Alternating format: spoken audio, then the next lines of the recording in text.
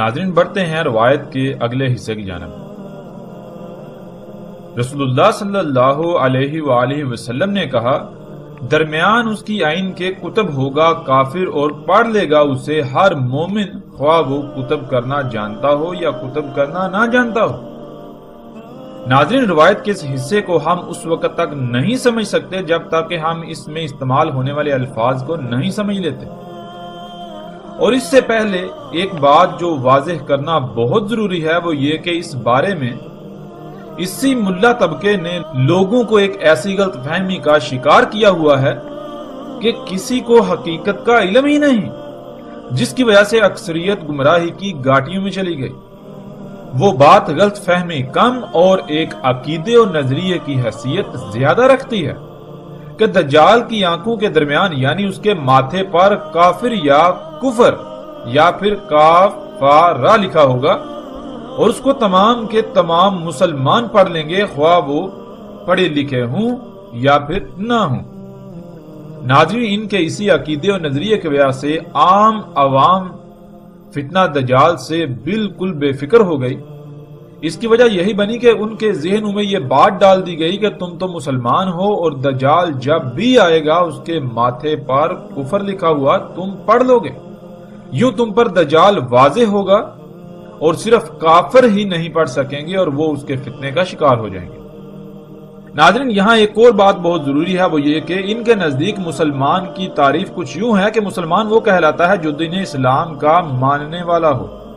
اور دین اسلام کیا ہے؟ اس کی تعریف کچھ یوں ہے کہ جیسے دنیا میں باقی مذاہب موجود ہیں جنہیں آپ ہندوازم، ہندوتوا، بدھزم، پارسی، یہودی یا عیسائی وغیرہ کا نام دیتے ہیں یا ان ناموں سے جانتے ہیں، بالکل اسی طرح ایک دائرہ ہے، ایک گروہ ہے جس میں داخل ہونے کا ایک رستہ ہے جو کہ کلمے کا اقرار، اور باہر نکلنے کا کوئی رستہ نہیں۔ اس دائرے کا نام اسلام ہے۔ جو بھی اس دائرے میں داخل ہوگا وہ مسلمان ہے اور جو اس دائرے کے باہر ہے وہ کافر ہے۔ یوں جب دجال آئے گا تو اس کے ماتھے پر کافر لکھا ہوگا، وہ تمام کے تمام لوگ پڑھ لیں گے جو اس دائرے میں موجود ہوں گے، خواہ وہ پڑھے لکھے ہوں یا نہ ہوں، اور وہ تمام کے تمام انسان، وہ تمام کے تمام لوگ جو اس دائرے میں موجود نہیں ہیں، جو اس دائرے سے باہر ہیں، وہ تمام کے تمام کافر ہیں، اس لیے وہ نہیں پڑھ سکیں گے، اور پھر دجال کے فتنے کا شکار وہی لوگ ہوں گے۔ ناظرین انتہائی دکھ اور افسوس اور اس سے بھی بڑھ کر پریشان کن بات یہ ہے کہ نہ صرف پوری دنیا میں اسلام کے بارے میں یہی نظریہ رکھا جاتا ہے، یہی تصور پایا جاتا ہے، بلکہ جو لوگ خود کو مسلمان کہلواتے ہیں وہ بھی اسی نظریے و تصور پر قائم ہیں۔ حالانکہ جیسے جیسے ہم آگے بڑھیں گے تو قرآن سے یہ بات بالکل کھل کر سامنے آئے گی کہ اللہ سبحانہ و تعالیٰ نے بہت سختی سے اس سے منع کیا تھا کہ جیسے یہود و نصارہ نے اسلام کو یہود اور عیسائیت کے نام پر دائروں میں بند کر دیا اور ان کے نزدیک وہی دائرہ اسلام اور اسی دائرے والے اللہ کے چہیتے اور باقی سارے انسان کافر و جہنمی ہیں، تم ایسا مت کرنا۔ لیکن خود کو مسلمان کہلوانے والوں نے بھی بالکل وہی کیا کہ باقی مذاہب کی طرح اسلام بھی ایک دائرے کا نام ہے، ایک دائرے کو اسلام قرار دیا، اسلام کا نام دے دیا۔ جو اس دائرے میں داخل ہوگا وہ دنیا اور آخرت میں اللہ کا چہیتا، اور باقی سب کے سب انسان جو اس دائرے سے باہر ہیں وہ بدترین کافر و مشرک اور جہنم میں جائیں گے۔ کسی کو یہ علم ہی نہیں کہ اسلام ہے کیا، لفظ اسلام کے معنی کیا ہیں اور مسلم کے معنی کیا ہیں۔ یہ تمام کے تمام الفاظ اشیاء کی پہچان کے لیے ان کے نام نہیں ہیں، بلکہ یہ تو اسماء ہیں، یعنی یہ تو صفات ہیں۔ اس میں کچھ شک نہیں، کوئی شک و شبہ نہیں کہ اللہ سبحانہ و تعالیٰ نے قرآن میں دو ٹوک الفاظ میں صراحت کے ساتھ یہ کہا کہ اللہ کے ہاں صرف ایک ہی دین قابل قبول ہے اور وہ ہے اسلام۔ اسلام کے علاوہ کوئی بھی دین اللہ کے ہاں قبول نہیں کیا جائے گا، قابل قبول نہیں ہے اس کے علاوہ۔ لیکن ناظرین اس کا ہرگز یہ مطلب نہیں ہے کہ اللہ کے نزدیک اسلام کا مطلب وہی ہے جسے آج پوری دنیا کے انسان اسلام قرار دینے پر بازد ہیں۔ بے شک پوری دنیا اسے اسلام قرار دے، پوری دنیا اسے اسلام سمجھتی ہو، لیکن اللہ انسانوں کی اکثریت کے نزدیک اسلام کے تصور کو تسلیم نہیں کرنے والا اور نہ ہی اس بنیاد پر فیصلہ سنانے والا ہے۔ چونکہ اکثریت کے نزدیک اسلام کا تصور یہ ہے تو یہی اسلام ہے؟ نہیں، بالکل نہیں، ایسا ہرگز نہیں ہوگا، ایسا ہرگز نہیں ہے۔ اللہ سبحانہ و تعالیٰ نے قرآن میں کہا کہ اللہ کے ہاں اسلام کے علاوہ کوئی دین قابل قبول نہیں، تو اللہ نے یہ بات بھی صراحت کے ساتھ واضح کر دی کہ اللہ کے ہاں اسلام ہے کیا۔ اسلام کہتے ہیں خود کو ہر لحاظ سے اس کا محتاج بنا دینا، جس کا محتاج بنانے سے زمین و آسمان اور خود انسان کے جسم میں قائم توازن برقرار رہے، اس کائنات میں ہر شے سلامت رہے، کسی کو کوئی نقصان نہ ہو، کوئی فساد نہ ہو، کسی قسم کی کوئی تکلیف نہ ہو، کسی کو کسی بھی تکلیف کا سامنا نہ کرنا پڑے، کسی مصیبت کا سامنا نہ کرنا پڑے، کسی قسم کی کوئی خرابی نہ ہو۔ اور اللہ سبحانہ و تعالیٰ نے قرآن میں یہ بھی بتا دیا کہ وہ کون ہے، کیا ہے، وہ کیا شے ہے جس کا تم نے خود کو محتاج بنانا ہے، کہ تم جب خود کو اس کا محتاج بناؤ گے، ہر لحاظ سے اس پر توکل کرو گے، اسی کا محتاج بناؤ گے، تو اس دنیا کی، زمین و آسمان کی، اس کائنات کی ہر شے سلامت رہے گی تمہارے سمیت، دنیا میں بھی تم سلامت اور آخرت میں بھی سلامت رہو گے۔ وہ کیا ہے ناظرین؟ وہ فطرت ہے، جیسا کہ سکرین پر نظر آنے والی آپ آیت میں دیکھ سکتے ہیں۔ اللہ سبحانہ وتعالی اس آیت میں کہتے ہیں بس قائم ہو جا، یعنی دنیا ادھر کی ادھر ہو جائے، چاہے کچھ بھی ہو جائے، تو ڈٹ جا، اپنے رخ کو ہر طرف سے ہٹا کر، ہر طرف سے کٹ کر، بالکل ایسے جیسے کہ دنیا میں اور کچھ ہے ہی نہیں سوائے دین کے، اس طرح ہر طرف سے کٹ کر یک رخ ہو کر ڈٹ جا، قائم ہو جا دین کے لیے۔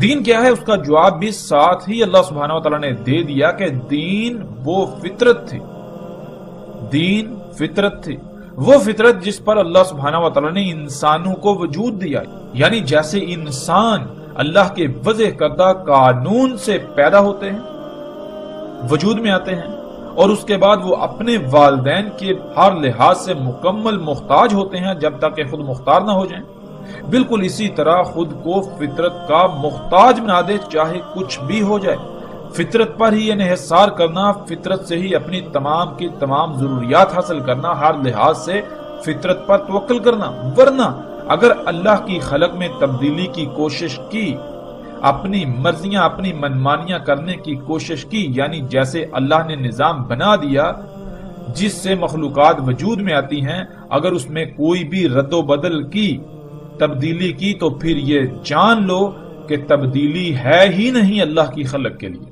یعنی اللہ کی خلق تبدیلی کی متحمل ہی نہیں ہے۔ تبدیلی کرنے سے اس میں بگاڑ پیدا ہوگا، اس میں فساد ہوگا، سب کچھ درہم برہم ہو جائے گا، کوئی شے بھی سلامت نہیں رہے گی، ہر شے عیب دار ہو جائے گی۔ وہی اصل دین ہے، وہ دین جس پر قائم ہونا ہے، جس پر ڈٹنا ہے، جس کی موجودگی اللہ کے قانون کے عین مطابق، اس کے علاوہ کچھ بھی قابل قبول نہیں ہے، خواہ وہ کچھ بھی ہو، وہ قابل قبول نہیں ہے، خواہ اسے تم کچھ بھی نام دے لو، خواہ تم اسے اسلام کا نام دے لو۔ اور لیکن انسانوں کی اکثریت کو اس کا علم ہی نہیں، وہ یہ جانتی ہی نہیں، کیونکہ وہ غور و فکر نہیں کرتے، جس وجہ سے انہیں یہ علم ہی نہیں کہ اصل دین فطرت ہے، فطرت پر قائم ہونا ہے، ہر طرف سے کٹ کر فطرت پر انحصار کرنا ہے، فطرت پر قائم ہونا ہے۔ وہ اس بات کو بھولے کے بھولے ہی ہیں جو ان کو بھلا دیا گیا تھا۔ ناظرین، فطرت کہتے ہیں اللہ سبحانہ وتعالیٰ نے جیسے اور جن قوانین کے تحت تمام کی تمام مخلوقات کو خلق کر کے جس مقام پر رکھ دیا، جس مقام پر رکھ دیا، جس لائن پر لگا دیا، سب کی سب مخلوقات اسی پر قائم ہوتے ہوئے، اسی پر قائم رہتے ہوئے اپنی اپنی ذمہ داری پوری کریں، جس سے تمام کی تمام مخلوقات کی نہ صرف تمام کی تمام ضروریات بھی پوری ہوں گی، وہ وجود میں آئیں گی، بلکہ سب کی سلامتی اور بقا بھی اسی سے مشروط ہوگی۔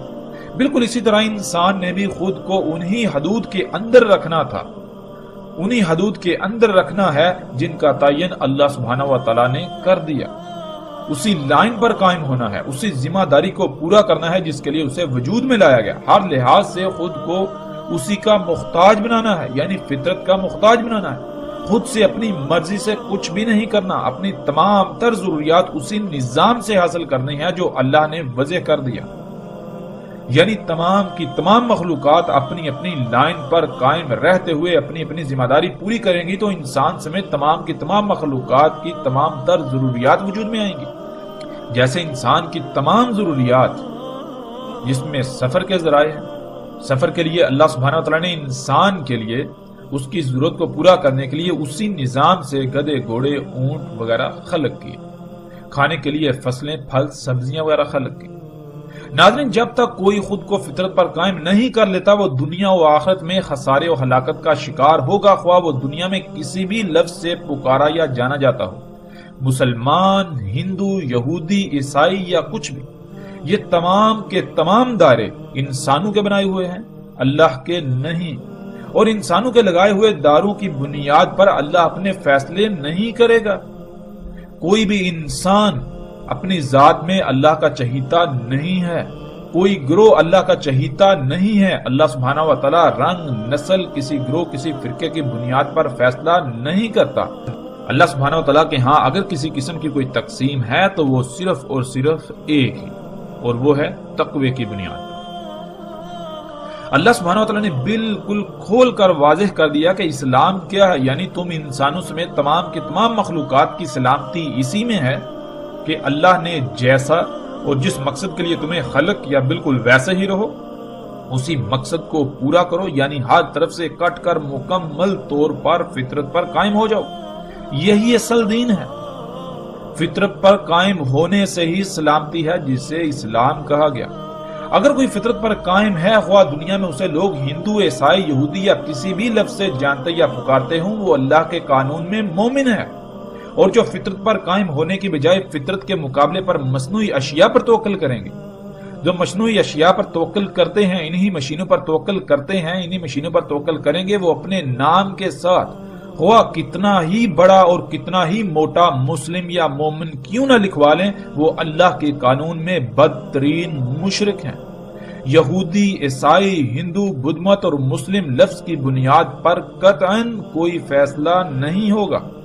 ناظرین، فطرت کیا ہے گزشتہ ایک ساتھ میں بھی بہت ہی تفصیل کے ساتھ مختلف پہلوؤں سے بات کی جا چکی، اور ہم نے کوشش کی کہ مختصراً اور مزید الگ پہلو سے بھی یہاں بات کر دی جائے، تو وہ بھی ہم کر چکے تاکہ کسی کو کسی بھی قسم کا کوئی ابہام یا شک و شبہ نہ رہے۔ اب ناظرین آتے ہیں واپس اسی موضوع کی طرف کہ دجال کی عین کے درمیان کافر کتب ہوگا جسے ہر مومن غور و فکر کر کے جان لے گا، خواہ وہ لکھنا جانتا ہو یا نہ جانتا ہو۔ ناظرین، جو عقیدہ و نظریہ اس حوالے سے پوری دنیا میں پھیلا دیا گیا، لوگوں کے اذہان میں راسخ کر دیا گیا، کچھ وقت کے لیے اگر اسے صحیح مان بھی لیا جائے تو سوال یہ پیدا ہوتا ہے کہ اگر آپ چینی یا روسی زبان نہیں آتی، آپ چینی یا روسی زبان نہیں بول سکتے، اور کوئی آپ کے سامنے چینی یا روسی یا اس کے علاوہ ایسی زبان میں آپ کے سامنے کوئی لفظ لکھ کر لے آتا ہے جسے آپ نہیں سمجھ سکتے، جسے آپ نہیں جانتے، تو کیا آپ اس لفظ کو پڑھ پائیں گے؟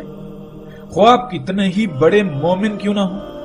اگر آپ کو چینی زبان نہیں آتی تو آپ کے سامنے چینی میں لکھا ہوا آپ کا اپنا نام تک نہیں پڑھ سکتے، تو پھر یہ کیسے ممکن ہے کہ کوئی شخص اپنے ماتھے پر کافر لکھ کر سامنے آ جائے، اور جو پڑھے لکھے نہیں محض مسلمان کہلوانے کی بنیاد پر وہ اسے پڑھ لیں گے، اور جو مسلمان کہلوانے والے نہیں، خواہ وہ کتنا ہی پڑھے لکھے کیوں نہ ہوں، وہ نہیں پڑھ پائیں گے؟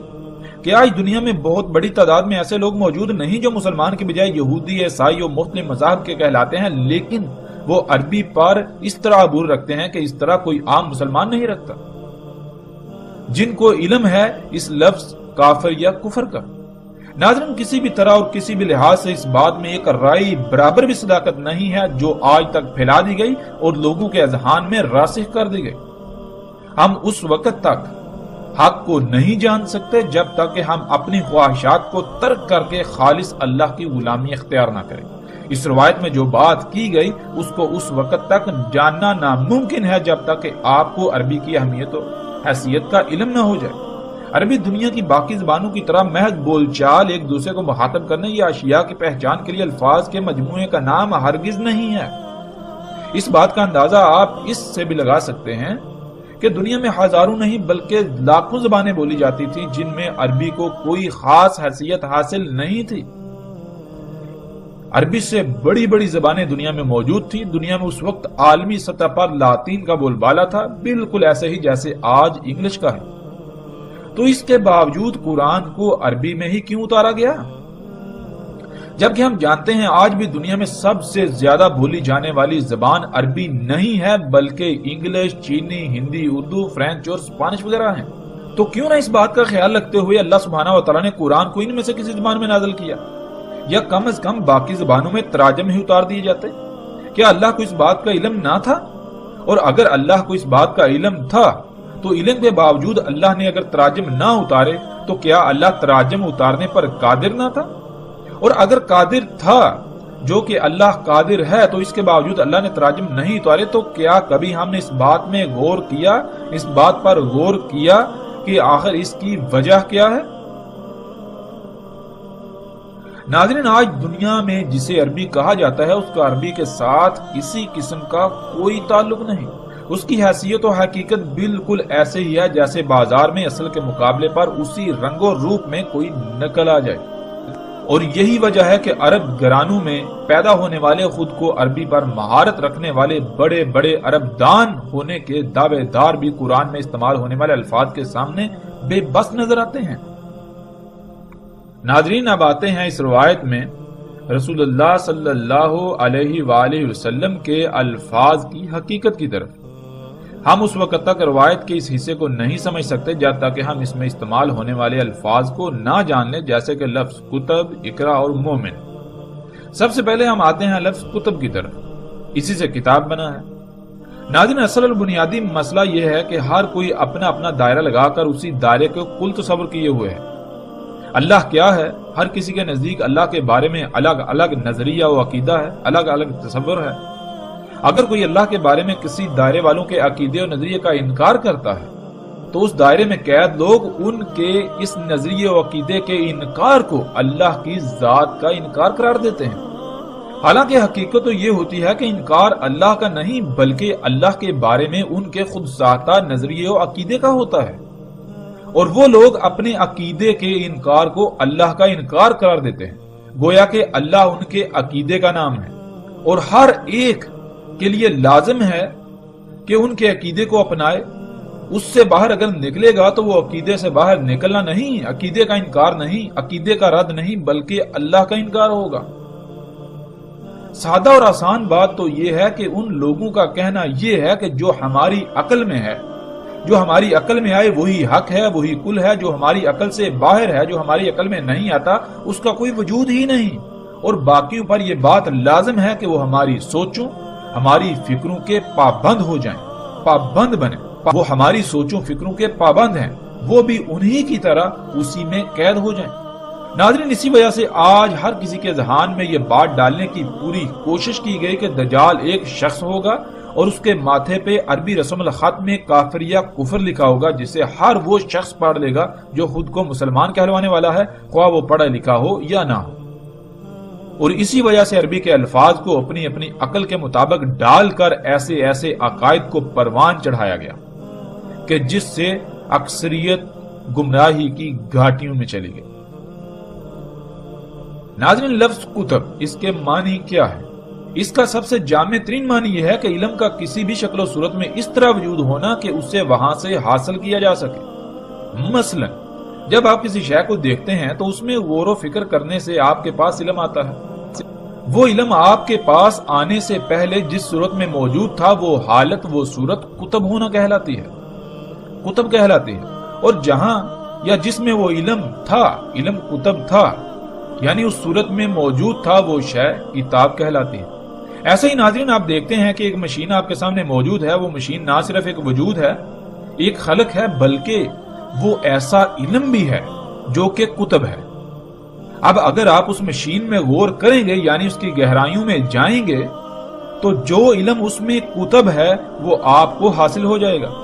اس طرح ناظرین ایک اور مثال لے لیتے ہیں۔ ذرا تصور کریں آپ نے ایک بڑا سا گھر خریدا جو کہ خالی ہے، بالکل خالی۔ آپ گھر کا سامان لے کر آئے تو سوال یہ پیدا ہوتا ہے کہ آپ نے اس کے بعد کیا کرنا ہے۔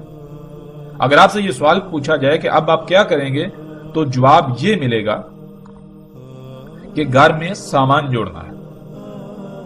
اور اگر پھر یہ سوال کیا جائے کہ آپ کو کیسے علم ہوا کہ سامان جوڑنا ہے تو پھر جواب آئے گا کہ ظاہر ہے جب گھر نیا خریدا ہے تو رہنے کے لیے خریدا ہے، اور اس وقت تک کیسے گھر میں رہ سکتے ہیں جب تک کہ گھر میں سامان ہی نہ ہو۔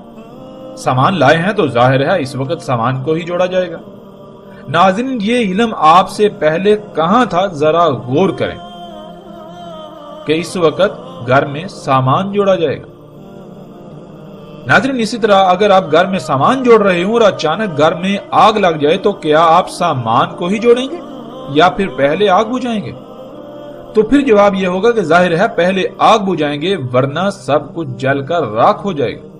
تو ناظرین، پھر وہی سوال کہ غور کریں، آپ نے کہا کہ پہلے آگ بجھائیں گے ورنہ سب کچھ جل کر راکھ ہو جائے گا، تو یہ علم آپ کے پاس کہاں سے آیا؟ جہاں وہ علم آپ کے پاس آنے سے پہلے موجود تھا، اس حالت کو اسے کتب ہونا کہتے ہیں۔ آگ کیا ہے، اس کا علم صرف آگ ہی میں کتب ہے۔ آپ اس وقت تک نہیں جان سکتے جب تک کہ آپ آگ کو اقرا نہیں کر لیتے، یعنی اس میں غور کر کے یہ نہیں جان لیتے کہ آگ میں کیا علم موجود ہے۔ جیسے ایک بچہ جو آگ سے ناشنا ہوتا ہے، وہ پہلی بار جب آگ کے قریب جائے گا تو اس سے نہیں علم کہ آگ کیا ہے، وہ بغیر کسی خوف و خطر کے آگ کو چھو لے گا، لیکن اس کے بعد آئندہ وہ آگ کے قریب بھی نہیں جائے گا، کیونکہ اس سے علم ہو گیا کہ آگ جلاتی ہے، جس سے جلنے کی تکلیف ہوتی ہے۔ تو ناظرین، وہ علم جو پہلے اس بچے کے پاس نہیں تھا، اس کے پاس آنے سے پہلے وہ علم کہاں تھا؟ اس حالت کو اسے کتب کہتے ہیں۔ ہم موجودہ دور کی اشیاء ہی کی ایک مثال لے لیتے ہیں۔ مثال کے طور پر ناظرین، جب آپ اپنے کمپیوٹر یا موبائل میں کچھ لکھتے ہیں یعنی کتب کر رہے ہوتے ہیں، تو کیا آپ وہ قلم اور سیاہی سے کتب کر رہے ہوتے ہیں؟ اور کیا وہ کاغذ کے اوراق پر کتب ہو رہا ہوتا ہے اور پھر کسی ایسی کتاب کی شکل میں محفوظ ہوتا ہے جسے آپ کتاب کہتے ہیں، یعنی کاغذات کے اوراق؟ نہیں، بالکل نہیں، بلکہ وہ تو کمپیوٹر کے اس حصے میں کتب ہو رہا ہوتا ہے جسے آپ ہارڈ ڈسک کا نام دیتے ہیں۔ جس میں علم کتب ہو وہ عربی میں کتاب کہلاتی ہے۔ آپ جب اپنے کمپیوٹر میں کچھ کتب کرتے ہیں تو وہ کہاں پر کتب ہوتا ہے، کہاں پر جا کر محفوظ ہوتا ہے، وہ آپ جانتے ہیں، اسے آپ ہارڈ ڈسک کا نام دیتے ہیں۔ لیکن عربی میں اسے ہارڈ ڈسک نہیں بلکہ کتاب کہا جائے گا، عربی میں اسے کتاب کہتے ہیں۔ اب ناظرین، اگر وہ کتاب جس میں علم کتب ہوا وہ آپ کے سامنے لائی جائے، یعنی وہ ہارڈ ڈسک آپ کے سامنے لا کر رکھی جائے، تو کیا آپ اسے اقرا کر لیں گے، یعنی پڑھ لیں گے؟ آپ یہ جان لیں گے کہ اس میں کون سا علم موجود ہے، کون سا علم اس میں کتب ہے جسے آپ ہارڈ ڈسک کہتے ہیں؟ اس میں کیا علم کتب ہے؟ نہیں نا، کیونکہ آپ میں یہ جاننے کی صلاحیت ہی نہیں کہ اس میں کیا کتب ہے۔ اس میں جو کتب ہے اسے جاننے کی صلاحیت کمپیوٹر میں ہے۔ ناظرین، یہ ہے کتب کا معنی، اور کتاب کیا ہے یہ بھی ہم پر واضح ہو گیا۔ اللہ سبحانہ وتعالی نے قرآن میں اس کائنات کو، زمین و آسمانوں کو کتاب کہا، اور ان میں موجود تمام کی تمام مخلوقات کو اس کتاب کی آیات کہا۔ جب آپ پر یہ بات واضح ہو گئی کتب کیا ہے اور کتاب کسے کہتے ہیں، تو پھر آپ پر یہ بات بالکل واضح ہو جائے گی کہ اس کائنات کو اللہ نے کتاب کیوں کہا۔ اللہ نے جس علم سے اس کائنات کو خلق کیا، تمام کی تمام مخلوقات کو خلق کیا، جیسے نظام چلا رہے ہیں، وہ سب کا سب علم انہی مخلوقات میں، انہی کے اندر موجود ہے، جسے عربی میں کتب ہونا کہا جاتا ہے۔ ناظرین، جب علم کتب ہوتا ہے تو اس کتب علم کو غور و فکر کر کے، جس میں وہ علم کتب ہے، اس کی گہرائی میں جا کر اس علم کے حصول کو عربی میں اقرا کہتے ہیں۔ گھر میں سامان جوڑنے کے دوران آگ لگ گئی تو پہلے آگ بجھائیں گے، حالانکہ کسی نے بھی آپ کو نہیں کہا بلکہ آپ نے خود جان لیا۔ جس طرح جان لیا اسے عربی میں اقرا کہتے ہیں، یعنی آپ نے آگ کو دیکھا، آپ کو علم ہے کہ آگ اگر نہ بجھائی گئی تو یہ سب کچھ جلا کر راکھ کر دے گی۔ یہ ہے یقرا یا اقرا۔ ناظرین، اب آتے ہیں لفظ مومن کی طرف۔ قرآن میں متعدد آیات میں نہ صرف لفظ مومن دیکھا ہوگا آپ نے، بلکہ ایک اور لفظ آمنو بھی دیکھا اور پڑھا۔ آمنو کہتے ہیں کہ جب آپ کو کوئی بات کہے، کوئی بات کہی جائے، کوئی حکم دیا جائے یا کچھ بھی کہا جائے تو اس کی بات کو تسلیم کر لینا، یعنی اس بات کو مان لینا۔ اور مومن کہتے ہیں جو اس بات کو مان کر، یعنی آپ سے کہی ہوئی بات کو مان کر اس پر عمل کرنا۔ یہیں پر آپ مومن اور مسلم میں فرق بھی جان سکتے ہیں۔ مومن تو آپ پر واضح ہو گیا کہ جو بھی حکم دیا جائے اسے مان کر اس پر عمل کرنا، اور مسلم کہتے ہیں جو حکم دیا گیا، جو بات کہی گئی، اس کے آگے سرنڈر کر دینا، اس پر عمل کرنا۔ ناظرین، بظاہر مومن اور مسلم میں ایک ہی معنی نظر آتا ہے، لیکن ایک چھوٹا سا فرق ان دونوں الفاظ میں زمین و آسمان کے فاصلے پیدا کر دیتا ہے۔ آپ کو نہیں علم کہ کون سا شخص ہے جو خود دل سے بات کو تسلیم کر کے عمل کر رہا ہے، یا پھر کون ہے جو کسی مجبوری، کسی دباؤ، کسی لالچ، کسی خوف یا ڈر کے تحت سرنڈر کیے ہوئے ہے، مجبوراً بات مان کر عمل کر رہا ہے۔ جو بغیر کسی خوف، دباؤ، لالچ اور ڈر وغیرہ کے بات کو دل سے تسلیم کر کے عمل کرتا ہے، وہ مومن کہلاتا ہے۔ چونکہ یہ اندرونی کیفیت ہے تو انسان یہ فیصلہ نہیں کر سکتا کہ کون دل سے تسلیم کر کے عمل کر رہا ہے اور کون مجبوراً تسلیم کر کے عمل کر رہا ہے۔ جب تک کہ راسخ علم نہ آ جائے تو تب تک وہ مسلم ہی ہیں، یعنی سرنڈر کیے ہوئے ہیں، بات کو مان کر عمل کر رہے ہیں۔ کسی نے دل سے تسلیم کیا یا مجبوراً، یہ فیصلہ انسان کا نہیں بلکہ اس کا فیصلہ اللہ کرے گا۔ انسان ظاہر کا مکلف ہے تو ظاہر کی بنیاد پر فیصلہ کرنے کی صلاحیت رکھتا ہے، نہ کہ جس کا وہ مکلف ہی نہیں، جو اس کی پہنچ سے باہر ہے، اس پر وہ فیصلہ کرنے کی صلاحیت رکھتا ہو۔ ناظرین، دجال کی آئین کے درمیان کتب ہوگا کفر، ہر مومن پہچان لے گا اسے۔ دجال کی آئین کیا ہے یہ ہم گزشتہ ایک ساتھ میں تفصیل کے ساتھ جان چکے، جو کہ تمام کے تمام دیکھنے کے آلات ہیں، جنہیں کیمروں سمیت دیکھنے کے مختلف آلات کا نام دیا جاتا ہے۔ ناظرین، ان آلات سے جو کچھ بھی آج آپ کے سامنے لایا جاتا ہے، آپ کو دعوت دی جاتی ہے، وہ سارے کا سارا اللہ کے ساتھ کفر ہے۔ کفر کہتے ہیں انکار کرنے کو۔ مثلا جب اللہ نے حکم دیا کہ ہر طرف سے کٹ کر مکمل طور پر یک رخ ہو کر فطرت پر قائم ہو جاؤ، تو دیکھیں کہ جو دجال کے دیکھنے کے آلات کے ذریعے آپ کے سامنے لایا جاتا ہے وہ فطرت ہے یا پھر فطرت کے مقابلے میں اس کی ضد، فطرت کا کفر، اللہ کے حکم کا انکار۔ ناظرین، مومن کیسے دجال میں کتب کفر کو پڑھ لے گا، کیسے پہچان لے گا؟ یہ بات بالکل واضح ہو جاتی ہے۔ اگر آپ مومن ہیں یعنی آپ اللہ کی اطاعت کرتے ہیں، اللہ نے جو بھی حکم دیا، جو بھی بات کہی، اسے دل سے تسلیم کر کے اس پر عمل کرتے ہیں، تو دجال میں کتب کفر یعنی اللہ کی ہدایات، اللہ کے احکامات کے انکار کو بالکل واضح پہچان سکتے ہیں۔ بالکل بھی مشکل نہیں ہے اس کے پہچاننے میں۔ اور دوسری بات یہ کہ دجال کی آئین کے درمیان یعنی ماتھے پر کافر کتب ہوگا۔ ناظرین، ماتھا پورے وجود میں سب سے واضح ترین مکان کو کہتے ہیں، جسے ہر کوئی دیکھ سکتا ہے۔ دجال میں کتب کفر جس کی وجہ سے یعنی اس کو اپنا رب بنانے والا کافر ہوگا، اللہ کے احکامات کا انکاری ہوگا، وہ اتنا واضح ہوگا، دجال کا کفر اتنا واضح ہوگا کہ ہر کسی کو نظر آ رہا ہوگا، لیکن اقرا وہی کر سکے گا، یعنی اس کفر کو وہی پہچان سکے گا، اس کا اسے ہی علم ہوگا جو مومن ہوگا، یعنی جو دنیا میں زندگی اس طرح گزارے گا کہ جیسے اللہ نے اس سے حکم دیا، اللہ کے احکامات کو دل سے تسلیم کر کے ان کے اوپر عمل کرنے والا ہوگا۔ آج دجال میں کتب کفر اتنا واضح ہے کہ جیسے جسم میں سب سے واضح ترین مقام ماتھا ہوتا ہے، کہ جسم کے کسی اور حصے پر کچھ لکھا ہو تو سب کو نظر نہیں آ سکتا، مگر ماتھے پر کچھ بھی لکھا ہو یا کوئی نشان لگا ہو تو ہر کسی کو نظر آ رہا ہوگا۔ بالکل اسی طرح دجال میں کتب کفر بھی اتنا ہی واضح ہے۔ اللہ نے اپنے رزق سے حلال طیب کا حکم دیا، مگر آج اللہ کے اس حکم کا انکار عملاً ہر طرف واضح نظر آ رہا ہے۔ اللہ کے مقابلے پر انہی مشینوں، انہی ایجادات سے وجود میں آنے والا غیر اللہ کا رزق، جو کہ نہ صرف اللہ کے علاوہ اوروں کا ہے بلکہ حرام ہے، خبیث ہے، جو دڑا دڑ کھایا جا رہا ہے، جس کی ہر طرف برمار ہے، ہر طرف وہی نظر آ رہا ہے۔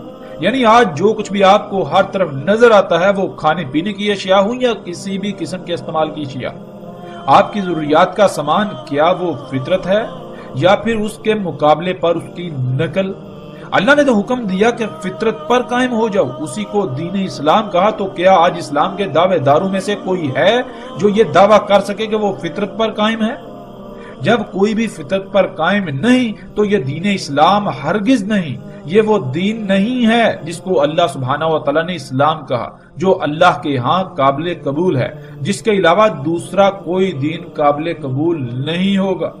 اللہ کے ہاں دین اسلام ہر طرف سے کٹ کر یک رخ ہو کر فطرت پر قائم ہونا ہے، اور آپ اس کے برعکس جسے جی چاہے اسلام کا نہ دیں، وہ آپ صرف اور صرف خود کو دھوکہ دینے کے علاوہ اور کچھ نہیں کر رہے۔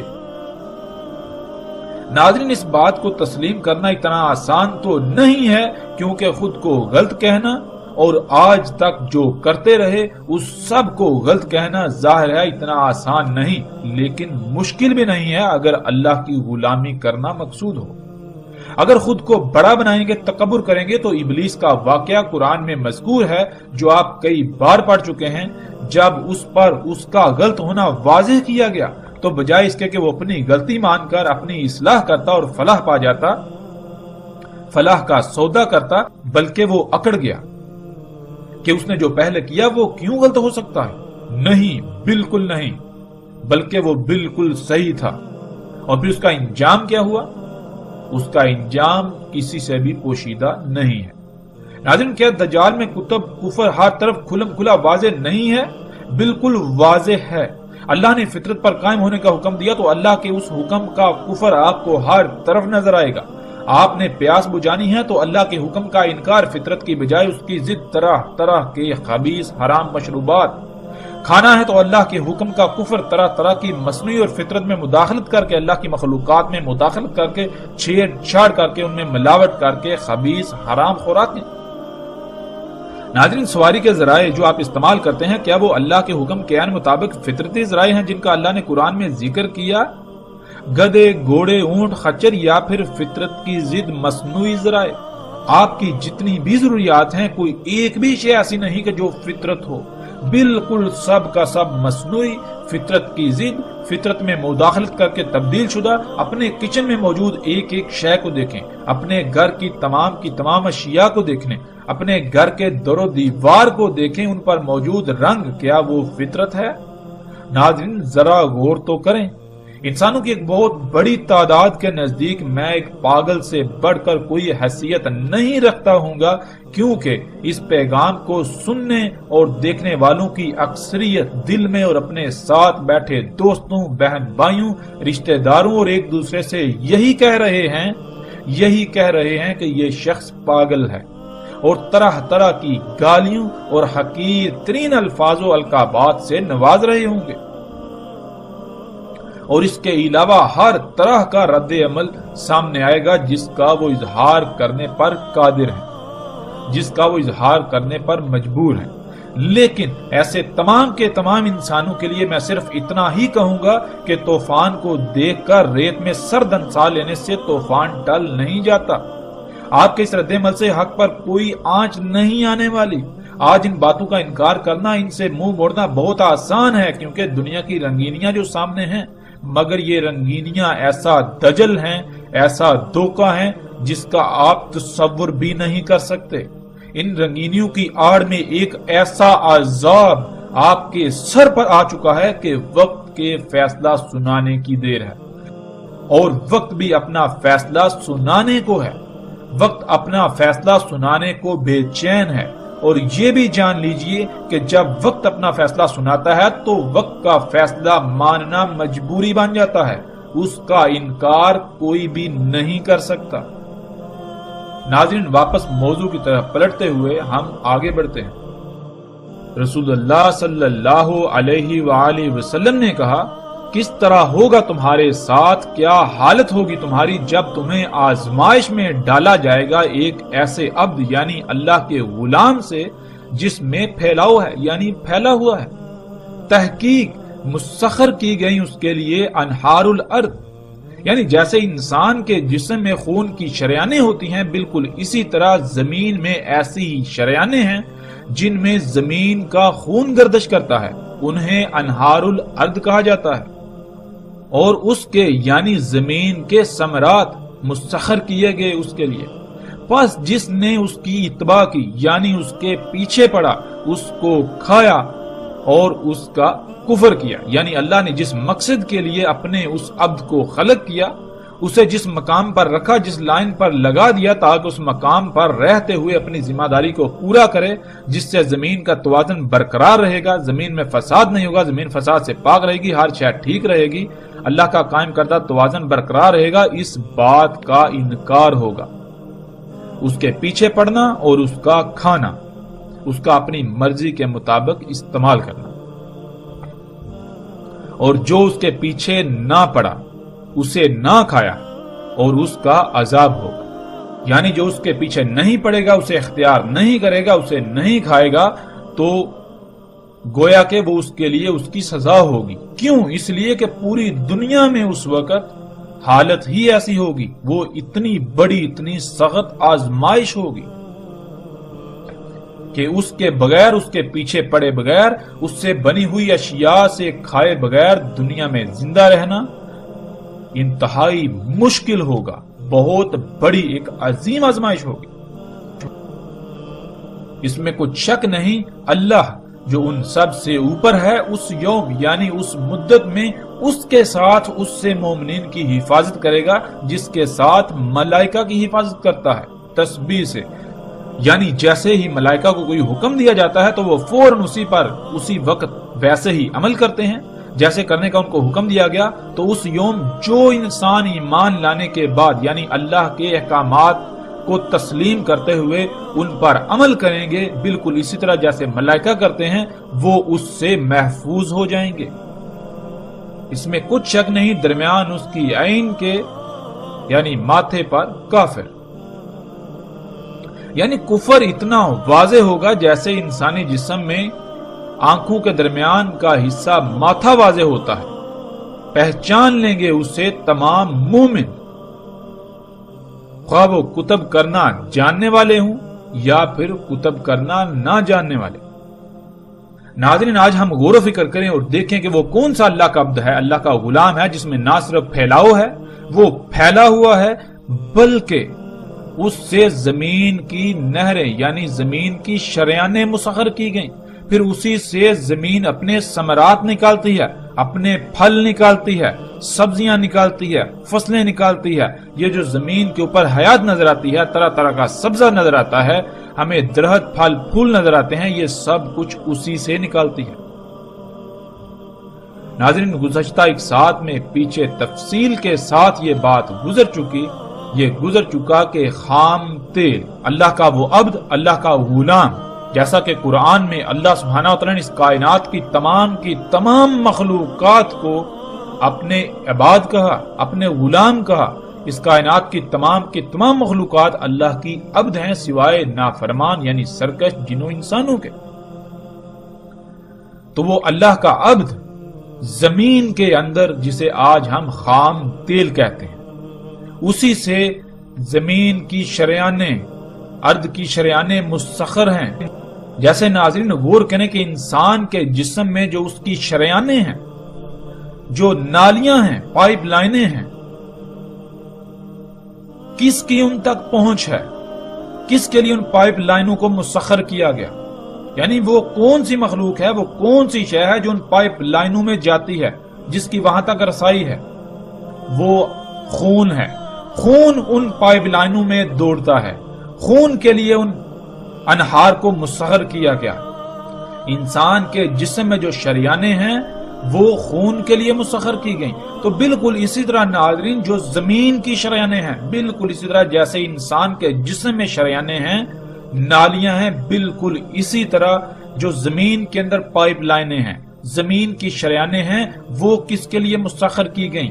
وہ کون سی شے ہے, وہ کون سا اللہ کا عبد ہے کہ جس کی ان تک رسائی ہے, ان تک پہنچ ہے. وہ خام تیل ہے. وہ بالکل اسی طرح جیسے آپ کے جسم میں آپ کا خون ہے, بالکل اسی طرح زمین میں زمین کا خون. پھر ناظرین غور کریں کہ وہ کون سی شے ہے جس سے زمین اپنے پھل پھول نکالتی ہے. زمین اپنی نباتات نکالتی ہے، زمین کے اوپر جو آپ سبزہ دیکھتے ہیں، جو حیات دیکھتے ہیں، وہ اپنے اندر سے باہر نکالتی ہے۔ وہ کون سی شے ہے؟ وہ یہی خام تیل۔ ناظرین، کبھی آپ نے غور کیا کہ آپ کے جسم پر بال جو کہ نائلون ہیں، آپ کے جسم پر ناخن جو کہ پلاسٹک ہے، آپ کے جسم میں ہڈیاں، آپ کے دانت، یہ سب کچھ کہاں سے آ گیا؟ کیا کبھی آپ نے غور و فکر کیا؟ یہ سب کچھ جو آپ کھاتے ہیں اس سے بنا، اور جو آپ کھاتے ہیں وہ کہاں سے آیا؟ وہ سب کا سب زمین نے اگایا، زمین نے نکالا۔ اس کا مطلب کہ آپ کے جسم میں جو تیل ہے، جو چربی ہے، جو نائلون ہے، جو پلاسٹک ہے، جو لوہا ہے، جو تانبا ہے، اس طرح جتنے بھی زمین کے عناصر ہیں، جتنے بھی عناصر ہیں، وہ سارے کے سارے زمین کے اندر سے باہر نکلے، اور وہ اللہ نے زمین کے اندر ذخیرہ کیے ہوئے ہیں، زمین کے اندر رکھے ہوئے ہیں، جو زمین کے انگ انگ میں، اس کی شریانوں میں دوڑتے ہیں۔ جیسے انسان کے جسم میں اس کی شریانوں میں خون دوڑتا ہے، اسی سے زمین اپنے خزانے باہر نکالتی ہے، اپنی یہ جو نباتات ہیں یہ باہر نکالتی ہے۔ وہ کیا ہے؟ وہ خام تیل ہے۔ اور ناظرین، اسی خام تیل کو انسان نے براہ راست جب نکالا، اسی خام تیل سے سب کا سب وجود میں آ رہا ہے، اسی خام تیل سے رنگ وجود میں آتے ہیں، اسی خام تیل سے مختلف تیل اور ایندھن وجود میں آتے ہیں، اسی خام تیل سے آگ و بارود بن رہا ہے، اسی خام تیل سے پلاسٹک، نائلون، اسی خام تیل سے کپڑا، اسی خام تیل سے آپ سکرین پر دیکھ سکتے ہیں۔ اس وقت دنیا میں شاید ہی کوئی ایسی شے ہو جس میں اس خام تیل کا کوئی کردار نہ ہو۔ اس وقت شاید ہی کوئی ایسی شے ہو کہ جو خام تیل کے بغیر انسان اسے وجود میں لا سکتا۔ تو ناظرین، آگے رسول اللہ صلی اللہ علیہ وآلہ وسلم نے کہا کہ جو اس کے پیچھے پڑا، جس نے اس سے کھایا، بس اس نے اس کا کفر کیا، اللہ کے عبد کا کفر کیا۔ اللہ سبحانہ و تعالیٰ نے اس کائنات کو کیسے خلق کیا؟ اس کائنات میں تمام کی تمام مخلوقات وہ بالکل ایسے ہیں جیسے ہمارے جسم میں مختلف اعضاء ہیں۔ جب ہر عضو اپنے اپنے مقام پر رہتے ہوئے اپنی اپنی ذمہ داری پوری کرے گا تو جسم میں توازن برقرار رہے گا، ورنہ اگر کوئی ایک عضو بھی اپنی ذمہ داری ترک کرتا ہے یا اس کو اس کے مقام سے ہٹا دیا جائے تو جسم میں قائم توازن بگڑ جائے گا، جسے آپ بیماریوں کا نام دیتے ہیں۔ اس بگاڑ کو ختم نہ کیا جائے، دور نہ کیا جائے تو پھر جسم تباہی سے دوچار ہوگا، اپنی اجل سے دوچار ہوگا، جسے آپ موت کہتے ہیں۔ بالکل اسی طرح اس کائنات میں جتنی بھی مخلوقات ہیں وہ بالکل ایسے ہیں جیسے ایک وجود میں مختلف اعضاء ہوتے ہیں۔ وہ تمام کی تمام مخلوقات جب تک اپنے اپنے مقام پر رہتے ہوئے اپنی اپنی ذمہ داری پوری کریں گی تب تک اس کائنات کا توازن برقرار رہے گا۔ اگر کوئی ایک شے بھی اپنے مقام سے ہٹتی ہے، اپنی ذمہ داری کو پورا نہیں کرتی، تو زمین و آسمان میں، اس کائنات میں فساد ہو جائے گا، سب کچھ درہم برہم ہو جائے گا۔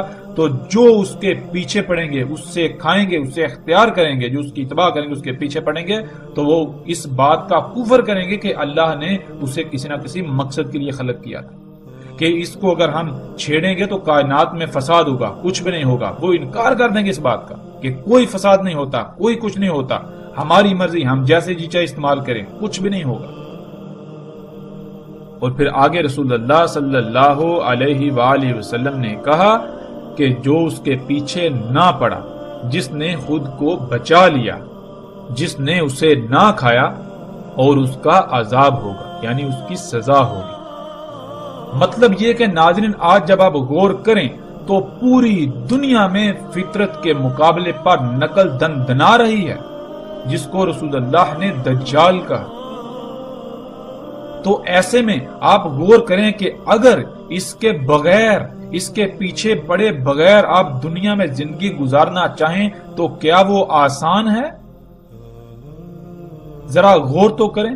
اگر آپ اپنی ضروریات کو پورا کرنے کے لیے اس وقت فطرت پر انحصار کرتے ہیں تو کیا حالت ہوگی، جو کہ رسول اللہ صلی اللہ علیہ وسلم نے کہا کہ تمہاری کیا حالت ہوگی، کیا ہوگا تمہارے ساتھ جب تمہیں آزمائش میں ڈالا جائے گا ایک عبد کے ساتھ، ایک عبد سے۔ تو ناظرین، آج ہم اللہ کے اس کو غلام کو اگر اس کے پیچھے نہ پڑیں، اگر اس سے بننے والی اشیاء سے اپنی ضروریات پوری نہ کریں تو غور کریں ہماری حالت کیا ہوگی۔ جو آپ بار بار کہتے ہیں کہ اگر ہم یہ سب چھوڑ دیں تو کہاں جائیں، کیا کریں، تو جان لیں رسول اللہ صلی اللہ علیہ وآلہ وسلم نے یہی تو کہا تھا کہ تمہاری اس وقت کیا حالت ہوگی جب تمہیں اس کے ساتھ آزمائش میں ڈالا جائے گا۔